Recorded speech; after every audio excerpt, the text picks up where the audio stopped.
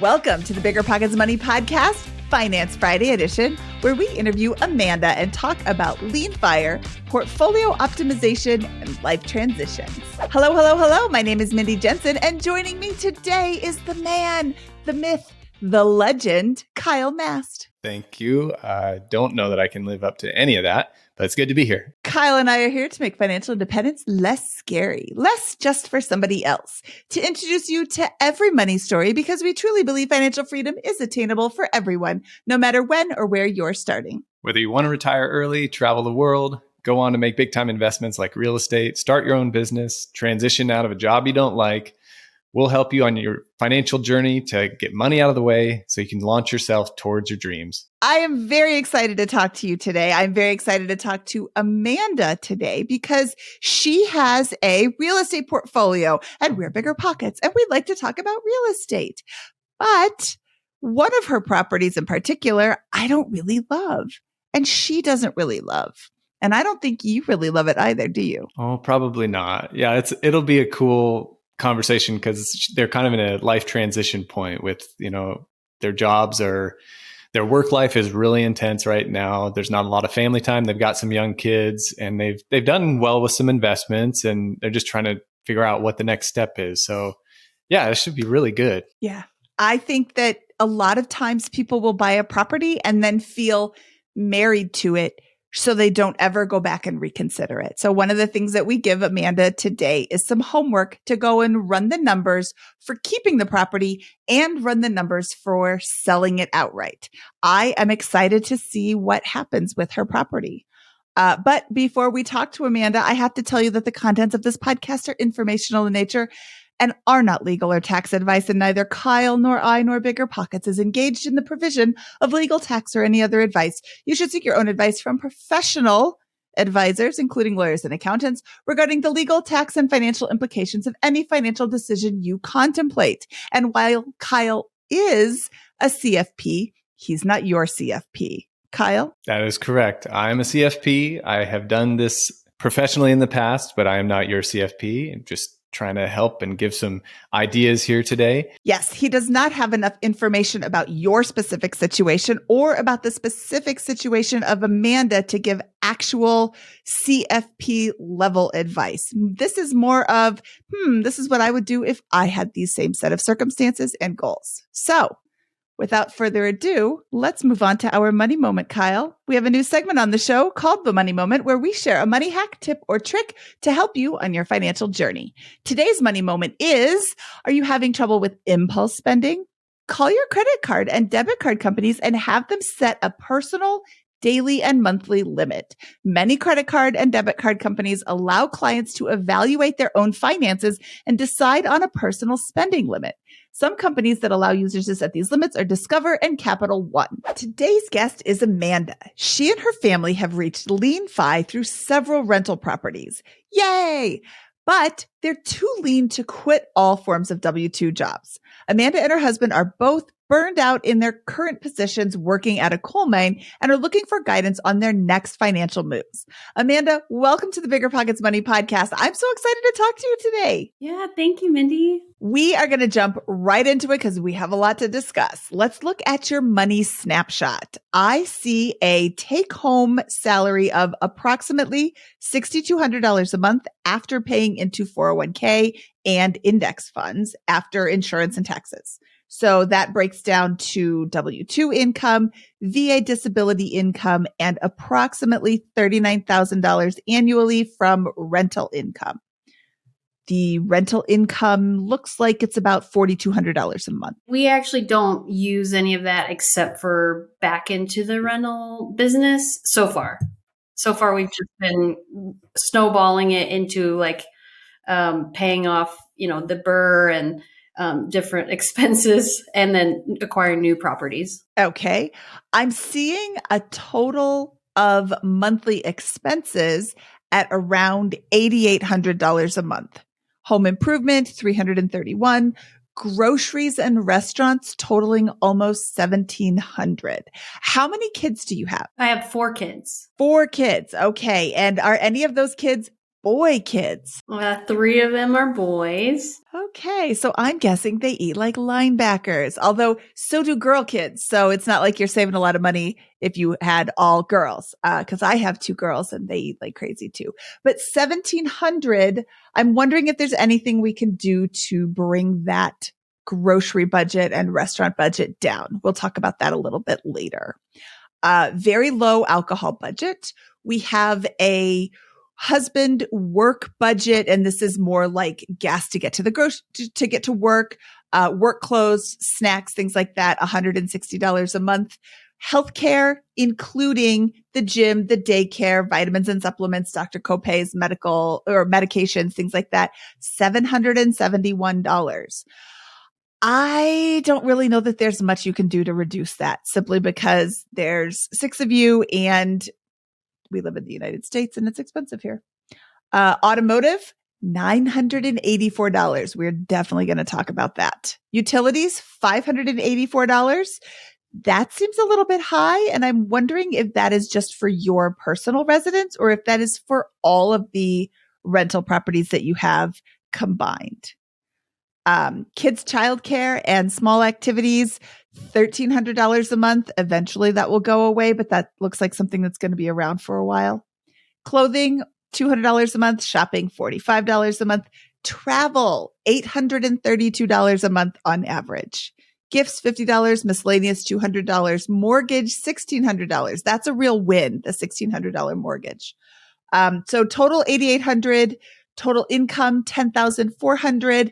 There is a bit of a delta, but $1,700 for food, $800 for travel, almost $1,000 for auto. These three expenses make up $3,500, which is almost half of your total spending. That is, I mean, we can't really cut out food, but we can maybe reduce that. The travel could be cut out completely, and that money could go towards building a reserve fund or investing in a different way. $1,000 for auto. I know we have to have a conversation about that, so we'll do that in a little bit. But let's look at your investments. You have approximately $93,000 in an index brokerage and $146,000 in pre-tax retirement accounts, $239,000. That's great. But we also have a whole lot of rental properties. I counted it up. It looks like there's 8 units that are soon to be 9 units. A duplex, 2 single family homes, and a 4-plex that's being turned into a 5-plex. Yeah. Did we count the duplex? I mean, I live in one half, so it only counts as one right now. Okay. So that is then we've got 8 total units, but 7 right now that are being rented out. And so your debt is a little bit skewed. You have 0 personal debt. That's great. But you have $563,000 in debt that is what? All mortgages? Mm-hmm. Okay. So I think that's fair to say that you have all that debt because there's mortgages attached to them. You have a 5-year goal of doubling your rental income and a 10-year goal of $1 million in a stock portfolio. So let's look at your money story. Where did you start from and how'd you get here? Well, I came from a home that was probably lower middle class income, and I remember, my mom doing cash envelopes, and we always drove very used cars. So I grew up pretty frugal. We didn't do any extracurricular activities, things like that. So I guess I've always been kind of very aware of how much I'm spending and saving. I, did community college the first year to keep my student debt very low. And I don't know, that's kind of my background. So I did the Dave Ramsey there right out of college and transitioned out of that after, 2 or 3 years when I wanted to do a little bit more than that. And let's talk about your rental properties. You have a duplex that is a house hack. You're living in one side and renting out the other side. My notes say that you have 0 reserves. The property is valued at $266,000 and you have a loan balance of $264,000. Mm-hmm. How did you get a $2,000 mortgage on a house like this? Okay, so that was a huge Burr project.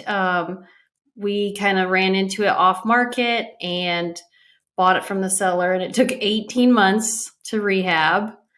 And we moved into one side, finished the other side, and then cashed out with a 100% VA loan. When we say the reserves are zero, it's just because it's my personal residence and we would use our own emergency fund if we ever needed anything out of that. What's your plan for this property, this duplex that you're living in? Is it a long-term are you looking to live there like 5 years? Are you planning to move out of it, do another BRRRR? Or just, you don't have to have the exact plan, but in general, what are you guys thinking on where you're living right now? Currently, we went ahead and furnished it since we had some experience with short-term rentals, but we've been doing medium-term and having, longer guests. This summer, I broke it up a little bit to have a few more guests with the busier season, but we'll probably stick with 1 or 2 guests over the winter. And then probably midterm rental, the side we move out of when we decide to move. We are kind of at a inflection point with life. So maybe we want to move soon. Maybe we don't. We're not really sure what we want to do with when we want to move out. And are all these properties in Wyoming, like close to you, or no? No, that's part of our struggle. We have 2 in Missouri. The one that we live in locally, and then we have one in South Dakota, the multifamily. So they are very spread out. How did you end up with the properties in the different states? Did you go visit, or did you know somebody? How did that work? The 2 Missouri ones, we lived in St. Louis for 7 years before moving back to our hometown where we both were born. And our former primary was our first long-term rental. And then back in 2018, it kind of was real slow. I think it was vacant for 4 months under a property manager. And that's when we decided we got to do something else. And we went ahead and furnished it, put it on Airbnb. And that's at the same time that we bought the second one in a similar area in St. Louis, because we were real familiar with the neighborhoods. And we did both of those as short-term rentals right off the bat for our investing journey. Okay. And what's been your experience with those? Has it been a good experience with the short-term rentals, and do you plan on keeping them in the long run? Yeah, we really like them. I prefer managing the short-term rentals and doing that. That's kind of my job outside of parenting. And I prefer it a lot compared to long-term rental management. So I have outsourced the long-term rental, the multifamily, and I love doing the short-term rental management and my medium-term rental. How is their performance? It looks like short-term rental number 1, you're making $1,000 a month. Is that net? Yeah, that is net, but that's the one that doesn't have a mortgage on it. And the short-term rental number 2 is $841 a month. Mm-hmm. How frequently are they booked? They're high occupancy, over 85% for sure. Oh, nice. Okay. Yeah, I mean, I'm definitely nervous about regulations. They're happening everywhere. I'm sure St. Louis is going to get some in the next year or 2. So with that landscape change, they may have to change. We may have to pivot and do something else. What do your loans look like on the different properties as far as the ones that you do have loans on? What are the interest rates that you have on them, or approximate? Are we talking like low interest rate era or high interest rate era rates? Our former primary has no regular mortgage. We do have a HELOC that we have tapped into to gain other properties. That interest rate's low. Well, it's about to change. I don't know what the renewal will be, but it was at 4.5%. The mortgage we have on the second St. Louis property is around 4.4 or 4.5. So also pretty low. And it's $100,000 or $99,000 balance. So kind of they're both smaller homes. So that one, when we cashed out this BRRRR house hack, got the primary, occupancy rate back last fall, we took all that money and just went ahead and paid off the multifamily, which was adjustable and would I think we had a year or two left, but it was going to readjust. So we went ahead and just paid that off. And now we're going to refinance and cash out on that at a high rate. It's going to be like 7. But that way we get all that equity that's grown over the last 2 years. Plus we added the 5th unit. So it should appraise pretty high compared to the purchase price. So another burr, hopefully. One comment I have about this, and Kyle, correct me if I'm wrong, but if you're going from a 4-unit to a 5-unit, that goes from a residential mortgage to a commercial mortgage. A residential mortgage is a fixed rate for however long you've locked it in, unless you have an adjustable rate mortgage. A commercial mortgage is an adjustable rate mortgage. It's fixed for a set amount of time, like 3 years or 5 years, and then it adjusts again. Mm-hmm. Have you run the numbers to make sure that this is what you want to do, as opposed to maybe opening up a HELOC? Can you open up a HELOC on a commercial property? You might not be able to. Yeah, you can. I think the rates were worse in this case. I've talked to 2 lenders. Our previous loan was also not a normal residential loan because of the way the units, it's like a large multifamily and then an accessory dwelling unit in the back. So it didn't qualify for like a traditional 4-family anyway. So I'm basically going from one loan to a similar loan. The rate did increase, but we're going to get a lot of cash as the trade-off. So I'll jump back to your short-term rentals here. I mean, those you said you've enjoyed those ones and you've been pretty happy with them. I mean, for the value of the houses and what you're getting, on a $120,000 valued short-term rental, you're making $1,000 a month on it. At net, after all expenses, no appreciation, no depreciation, just your cash flow. I mean, it seems decent. And then your other one too, the value of $130,000. The return here doesn't seem too bad. You've got some let's see. You've got that HELOC on that first one. So is that net, the short-term rental, the first one, that net of $1,000 a month, that's after paying the HELOC interest, right? Yeah, it's interest only. So it's only a couple $100 a month. Okay. So that's what's keeping it cash flowing well there. But then the other one is still cash flowing $841 a month, and you have a $99,000 loan on a $130,000 property. Is that right? Right. Okay. So that's decent cash flow on a property that size with a loan on it. Do you do anything when it gets closer to a time that the property is vacant? Do you do anything with the pricing to try and entice somebody to come in and rent it out? I've heard 2 schools of thought on this. Sometimes people are looking to get as many days of occupancy as possible. And sometimes people are like, look, I don't want somebody who's making a last minute plan, because those are people that are having parties. I tend to agree with the first camp. We have had pretty rough luck with a few guests.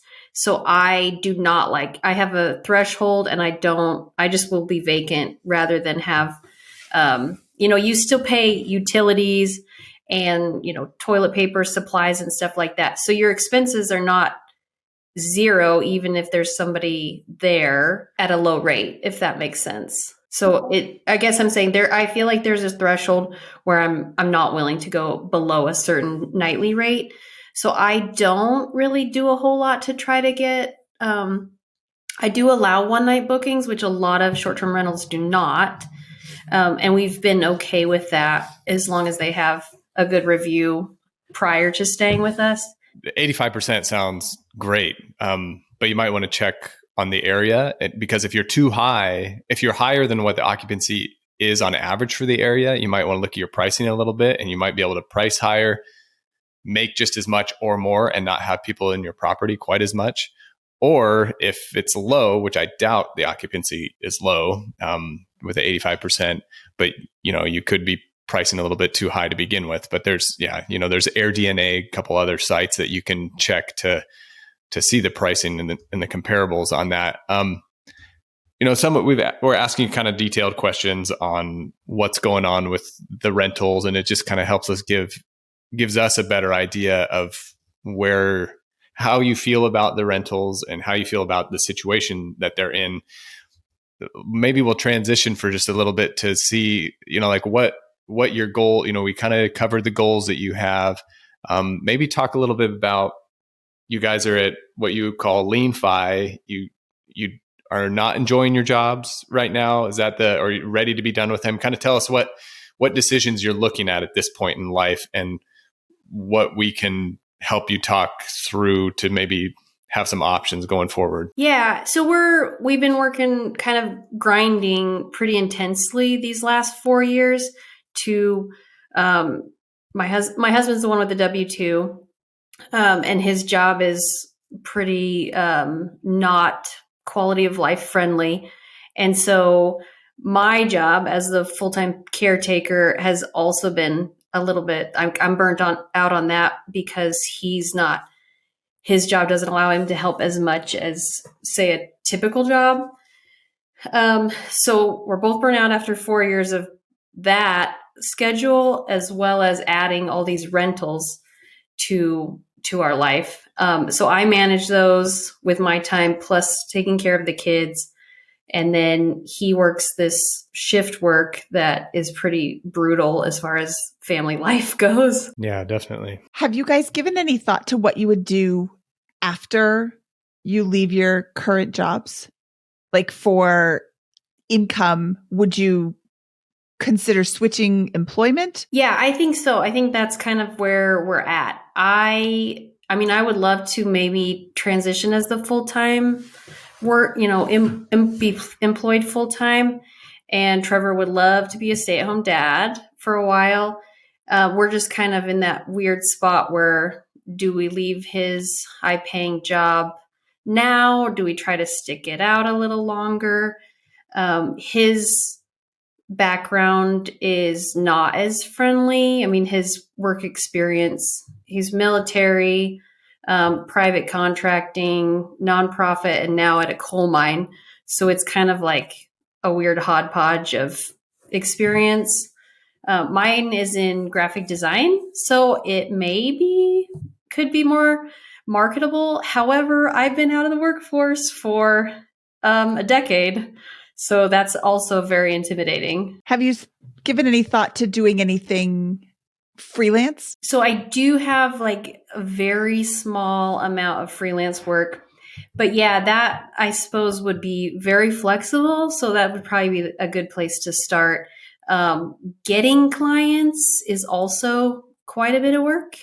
So I think that's where I've been putting all my extra time into the rental business and growing that. And so I don't really focus on any of my own paid employment. So ideally, I'm just trying to get a feel for what you guys would really want to be doing. Ideally,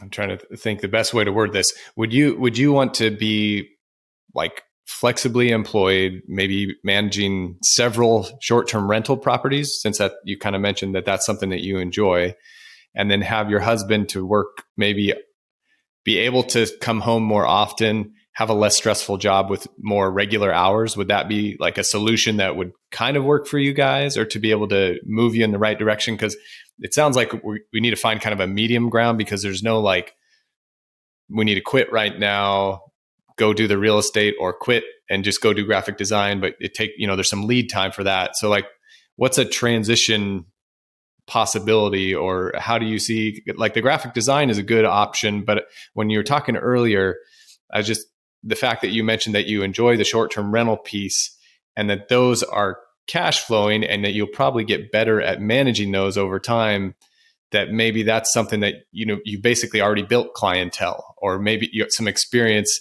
and you're not 10 years out of that workforce. You're fresh and you're in it right now, and you know how to do it.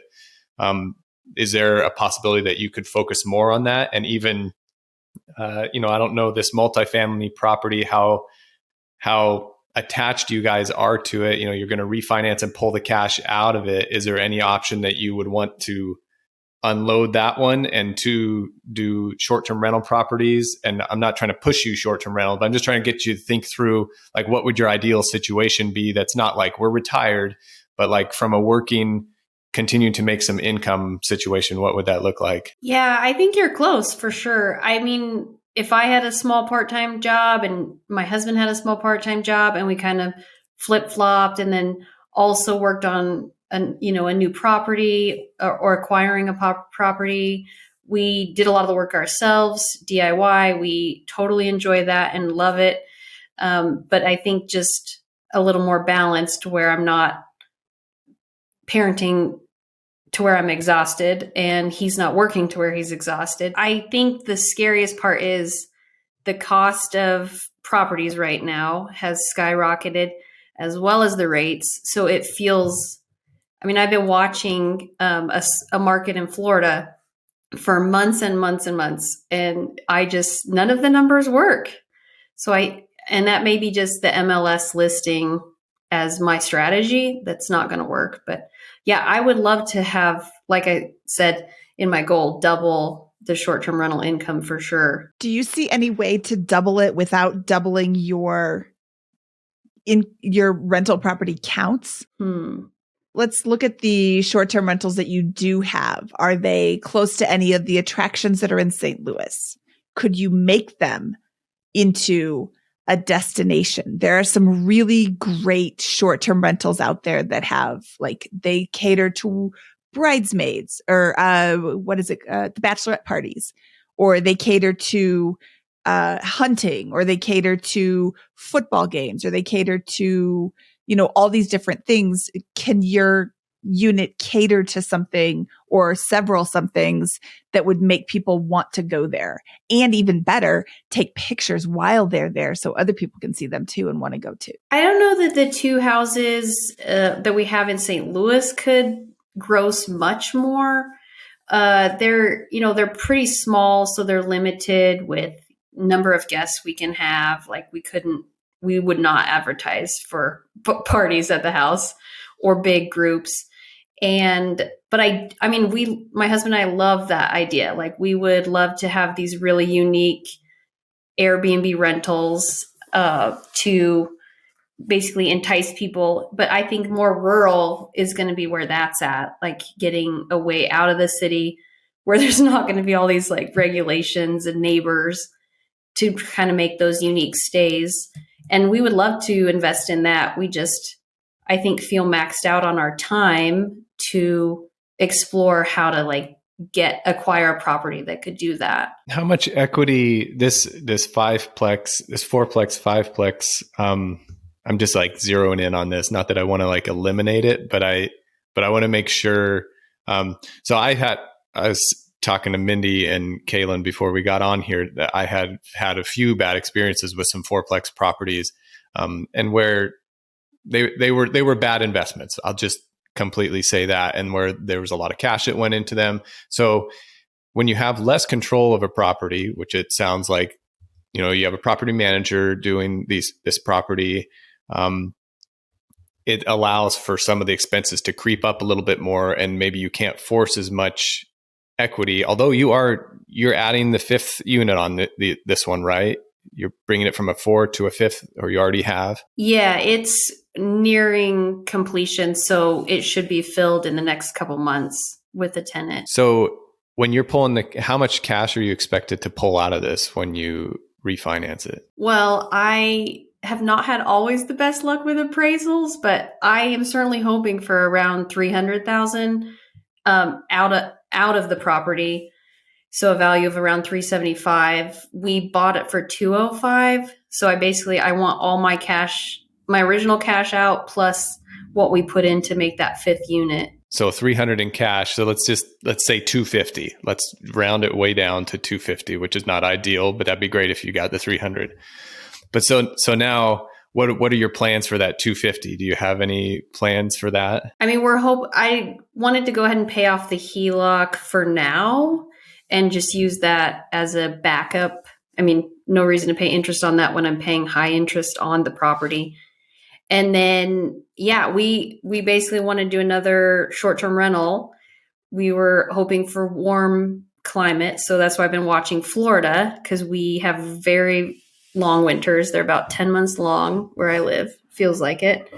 And I also just want a rental where it's like going to be safe, not going to be shut down when the neighbors decide they don't like them anymore. So we wanted a vacation destination. So that's where I've been watching. And then I just having some left over as like flex to possibly like look for opportunities to buy another property. I think the thing that I'm seeing maybe, and is just like, maybe if we look at your situation currently of not enjoying the jobs, like that, like as far as like where life is sitting right now, the burnout in parenting and the burnout in work and the days and nights the husband is working, I would probably focus more or try to think more about like, what can that $250,000 do to change that situation? Like, does that allow for a better job to be taken to make it through? Your kids are, you told me earlier, 2, 4, 7, and 9, like some awesome ages for kids, young, precious ages.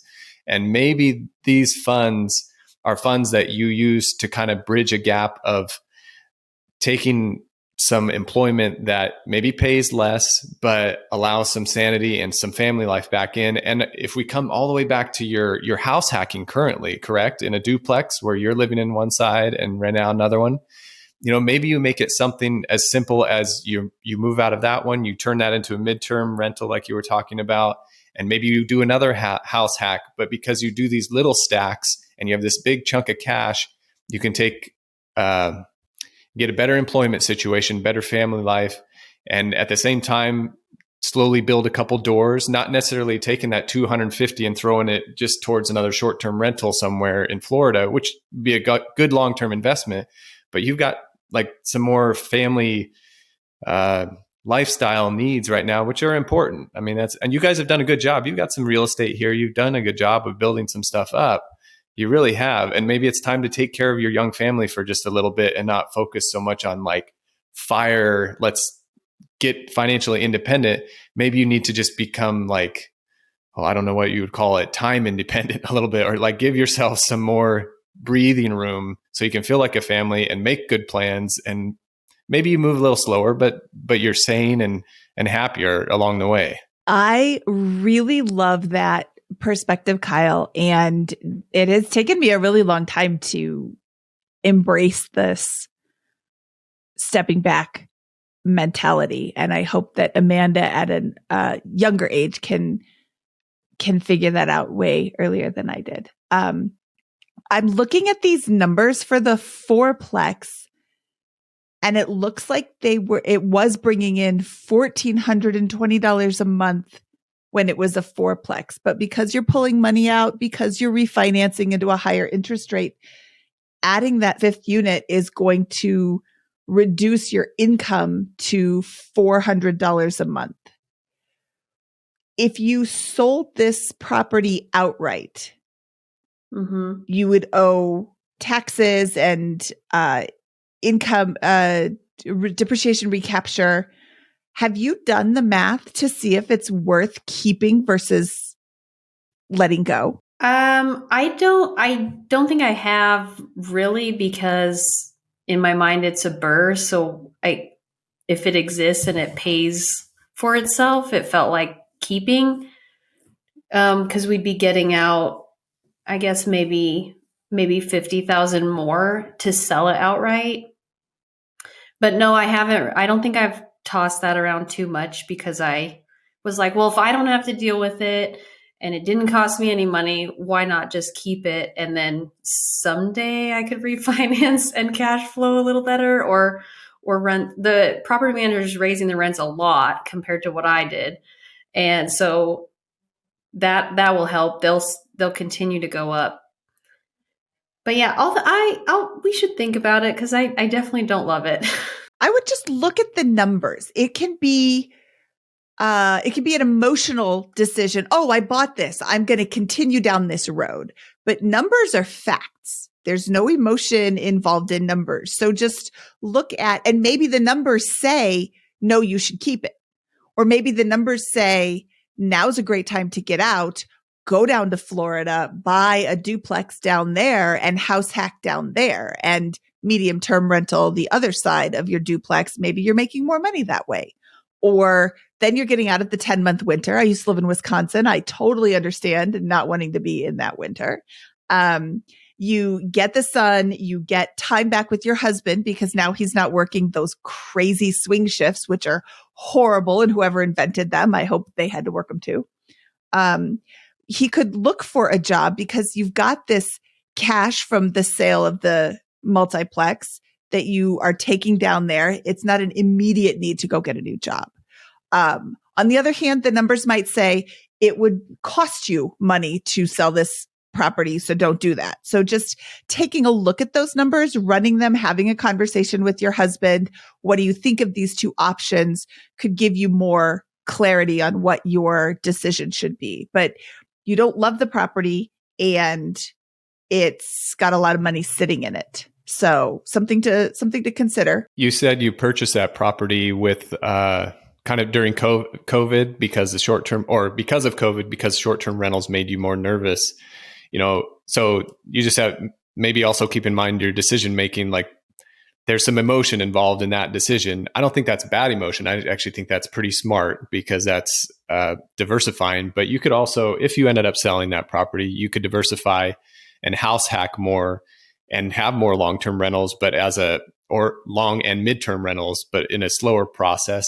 And your logic is right as far as like if you're burying it and you can pull the property out and it makes sense numbers wise to just leave it there. It's almost like a free property, but not technically, because if you can get more cash out and do something better with that cash out by selling it, but there are also expenses to selling it. So, take all that into account. This is a question that I should know the answer to.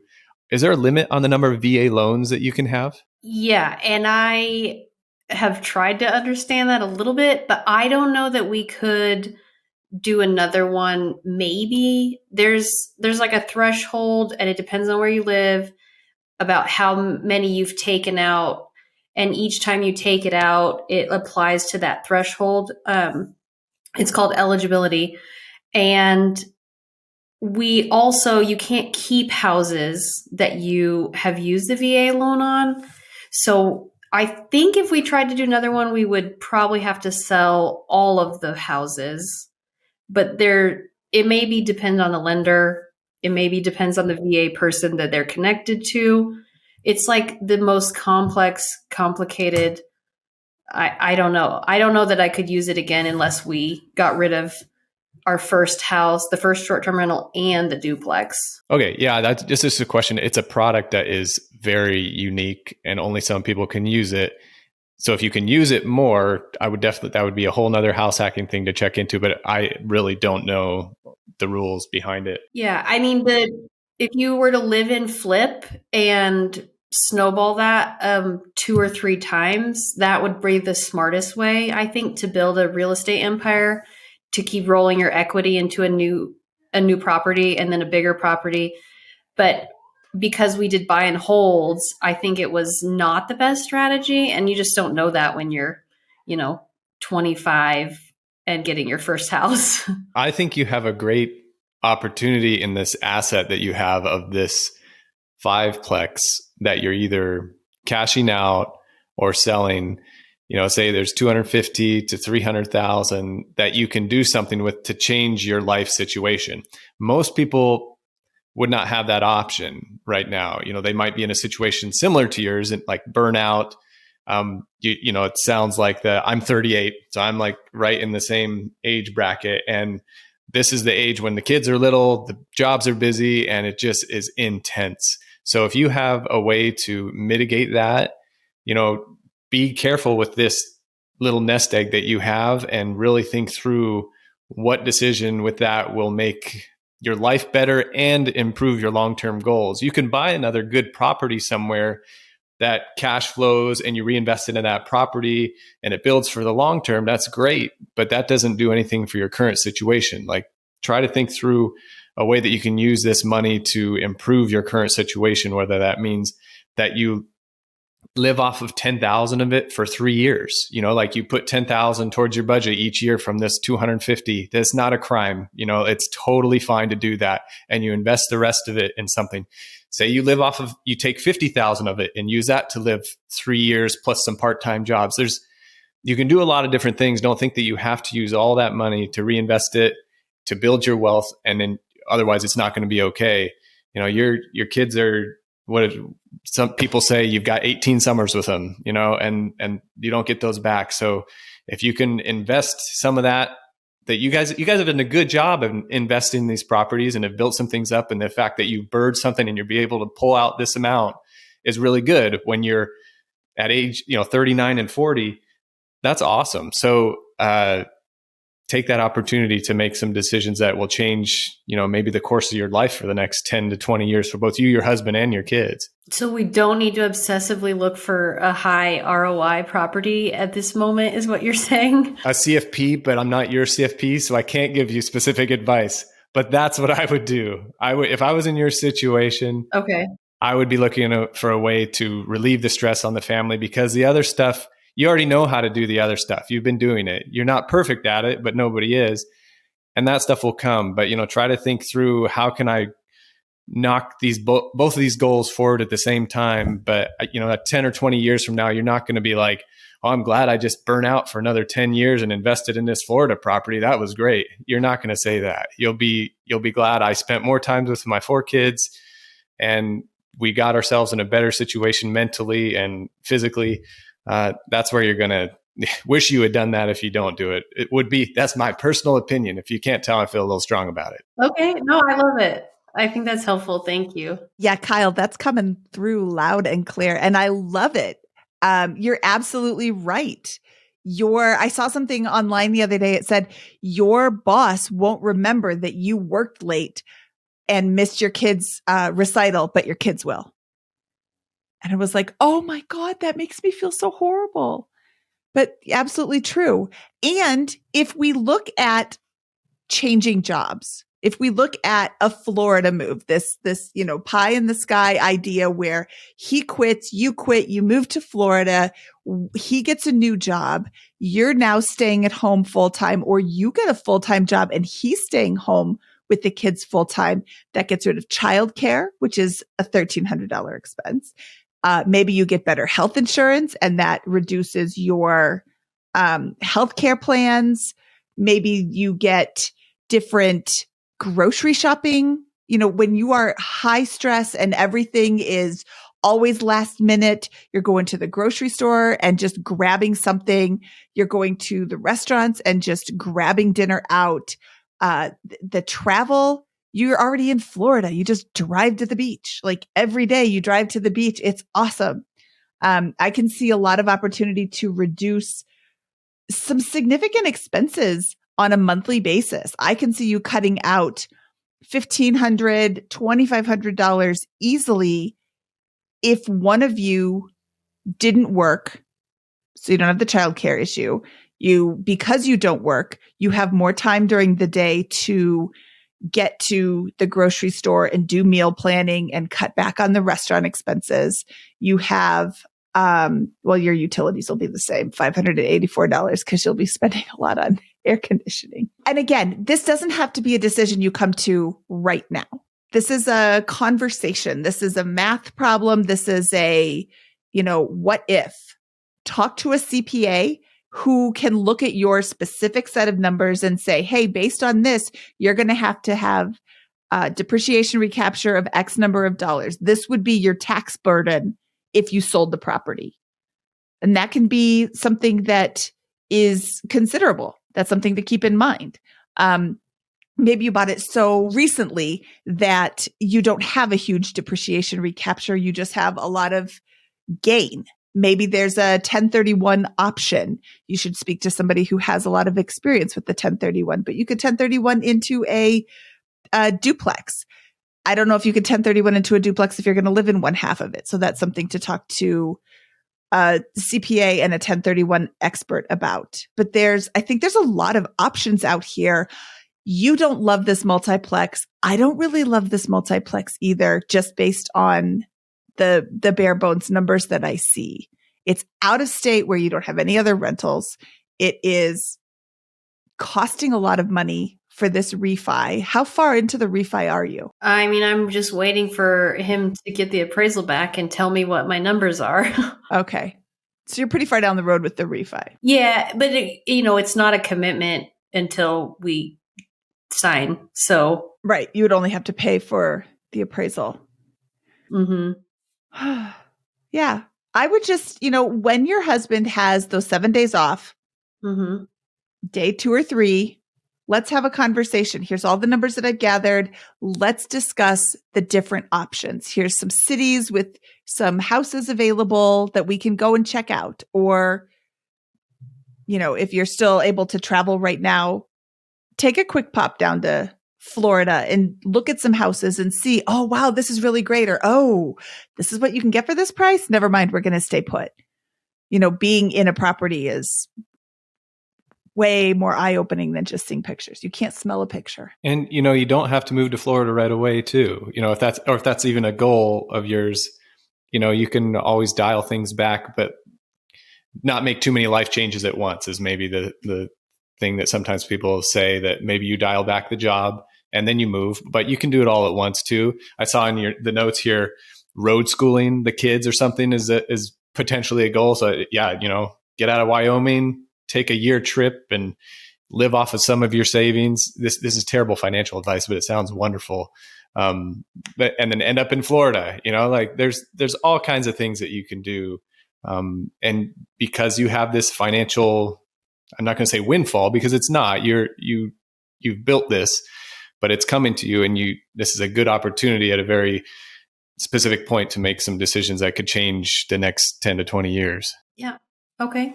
Awesome. Well, Amanda, I really appreciate your time today. I appreciate you sharing your numbers with us and sharing your rentals and your situation. I think you have some homework to do, and I think you have a couple of conversations with your husband to have. Pop a movie into the TV so that the kids have something to do and they're not asking you for things all the time.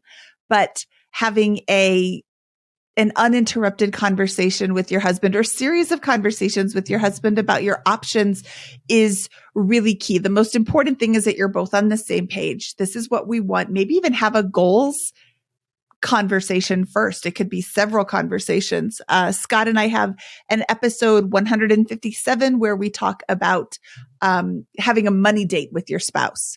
That episode gives some parameters for things to talk about. It's more from the perspective of a conversation with a spouse who isn't on board, but it gives you a lot of things to discuss during a money date. So maybe listen to that episode together.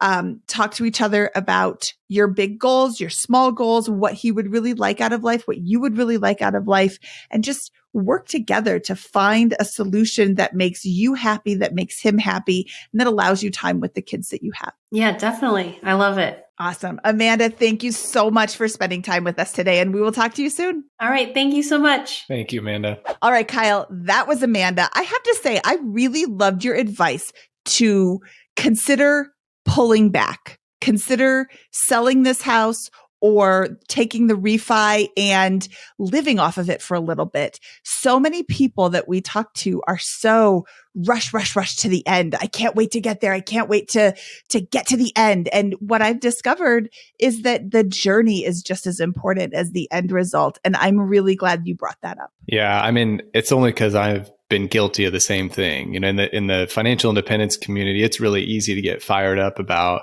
saving every last penny, optimizing everything you can, having both spouses work. When there's the opportunity to make the money, save it fast and get out of the grind as fast as you can. The problem is you get a few years down the road, or even a few months potentially, and you realize the priorities might be a little skewed from what they should be.